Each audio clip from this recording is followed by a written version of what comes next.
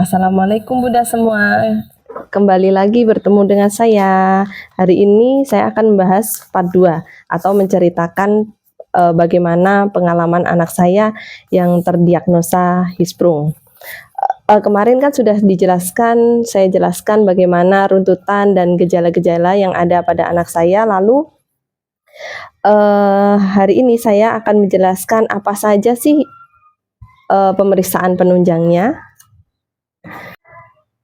Nah, dalam dokter pertama dilakukan USG. Pada USG tersebut kan sudah diketahui ya adanya massa atau adanya feses yang tidak bisa dikeluarkan secara baik di dalam perut anak saya. Lalu dirujuk lagi ke rumah sakit yang lebih besar untuk dilakukan pemeriksaan terlebih lanjut, yaitu pemeriksaan di sana pertama pertama kali datang itu dirujuk ke dokter spesialis bedah anak.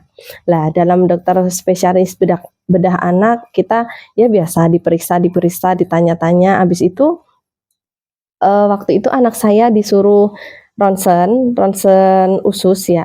Ronsen usus di mana ronsen usus tersebut ya begitulah melihat keadaan usus secara detail ya, Bun.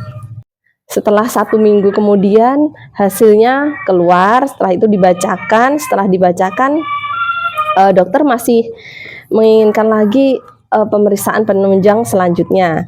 Minggu depannya saya disuruh lagi untuk pemeriksaan yaitu bernama colon in loop. Di sini saya tidak menjelaskan bagaimana prosedur colon in loop sedetail mungkin, tapi saya akan memberikan gambaran bagaimana itu colon in loop. Lah, pada colon in loop ini dokter memberikan kita resep yang harus dibeli kita sendiri di farmasi ya, kayak cairan-cairan gitu. Lalu cairan tersebut dimasukkan ke dalam usus anak saya melalui anus. Setelah itu dari situ terlihatlah ya gambarannya dari alat tersebut ya, Bun. Di sini sekali lagi saya nggak menjelaskan secara detail, intinya gambarannya seperti itu. Ada cairan yang dimasukkan ke dalam anus lalu menyebar ke seluruh usus. Lah, dari situ kelihatan bagaimana keadaan ususnya. Lalu ceritanya seminggu lagi hasilnya keluar. Setelah itu dokter membaca, ternyata benar ada di situ saraf sepanjang 3,5 cm yang tidak berfungsi dengan baik atau saraf tersebut tidak bekerja dengan baik ya, dan saraf tersebut harus diambil. Terus dokter di situ menyarankan anak saya untuk operasi yaitu namanya operasi pembuatan stoma. Di situ saya ya sedih awalnya sih, Bun, tapi bagaimana lagi, itu adalah jalan keluar yang terbaik untuk anak saya. Sebelum operasi ada tahap-tahap lain yang harus dilakukan atau prosedur-prosedur lain, yaitu 1, cek darah. Seminggu kemudian cek darah, habis itu cek darah keluar hasilnya seminggu lagi. Setelah itu ronsen dada, ronsen torak ya, paru-paru ya. Di sini kelihatan paru-paru anak saya apakah bersih atau tidak, terus apakah ada batuk atau kemungkinan pneumonia atau TBC. Alhamdulillah waktu itu bersih. Lalu setelah itu kita membuat janji ke dokter. Nah, setelah semuanya sudah jadi, pemeriksaan penunjang sudah jadi, ditegakkan diagnosa, ternyata ini benar-benar Hirschsprung. Lalu cek darah alhamdulillah normal. Akhirnya ronsen torak tersebut, terus akhirnya membuat janji ya untuk dokter. Di sini siapa saja dokter yang perlu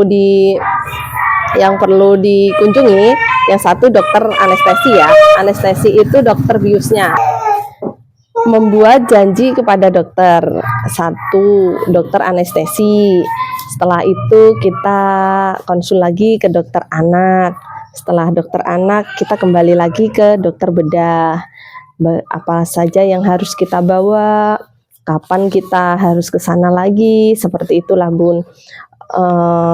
Dan itu tidak bisa ya dilakukan sehari karena waktu itu mungkin prosedurnya seperti itu karena saya memakai BPJS Bun, alhamdulillah semuanya gratis dan prosedurnya BPJS 1 hari hanya konsul 1 dokter, jadi untuk menemui 3 dokter tersebut tidak bisa seharian, jadi memang prosedurnya agak lama, mungkin dari saya ronsen itu terus colon in loop sampai penjadwalan itu saya bisa sekitar 1 bulan lebih lah Bun. Jadi memang agak lama tapi alhamdulillah semua berjalan dengan lancar. Ya, selanjutnya saya akan bercerita tentang pengalaman saya, pengalaman anak saya bagaimana itu operasi pembuatan stomanya. Sekalian saya semua akan jelaskan bagaimana cara-caranya membuat kantong stoma yang low budget tentunya ya.